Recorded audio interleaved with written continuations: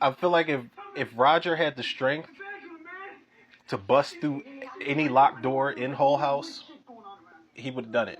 Another thing, Roger's not only the token black guy in Night of the Demons and one of the only two survivors of Night of the Demons. I feel like with everything he does in this movie, Roger is more than qualified to be the groundskeeper of Hull House. And I say that because this motherfucker runs around Hull House so much in this movie. He might as well be, he knows every square inch of this property, man. He runs all over the place. That's whether he's running to save his life. That's whether he's running because he don't give a fuck about yours. Roger, he don't care. He's going to get away from you, from the demons, you, me, everybody's ass up in here. He don't care. He's going to save his own ass. I love that about his character, man. It's one of the things that got him out of there in the first place. And he wasn't playing no games from the rip. Like, when they wanted to do the seance and all of that, he's like, my daddy was a preacher. He's like, this is a house of the dead, and I'm getting out now.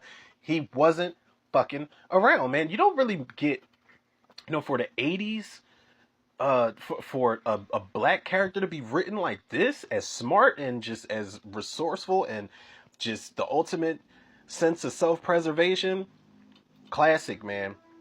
But my man Roger, Alvin Alexis from Night of the Demons, he is one for the books, man. He wanted to get away from these motherfuckers so bad, he plunged headfirst through basically somersaults through a window, a downstairs window.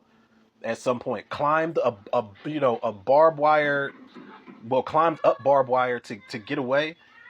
And I remember posting this, man. The director actually posted something on Facebook that I shared the other day, and he was like, Black History Month, this is, for Roger because he survived. And I said to myself, I'm like, Judy's lucky Roger even came back for her, because I don't think I'm that good of a friend. Like, once I already made it over the brick wall and made it past underground stream, I don't know. I ain't making no promises as to whether I will come back to save anybody or not. He's a hell of a friend at that, man. But Roger, he's simple. Like, I could break down a whole lot, but Roger is simple.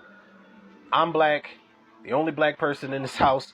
He didn't have no business being there in the first place, but it was what a time to be alive in the 80s. And this movie, I don't know if this is probably gonna sound a little blasphemous, but I think it's somebody out there that's gonna understand exactly what I'm saying. This movie, not so much an extension of Return of the Living Dead, but almost similar styles where the horror and the humor are doing this really good balancing act. The soundtrack, how stylish this movie is, the costume design, the practical effects. This movie has everything going for it. The cast they assembled with these characters, everything just works for this.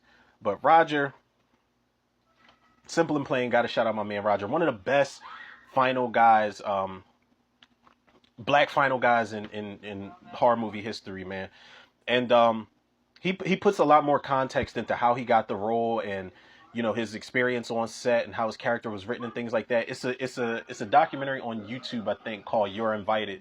And it's a documentary on the making of Night of the Demons, man. They got all the cast members to come back and talk about it. So if y'all haven't seen that, I definitely recommend checking that out.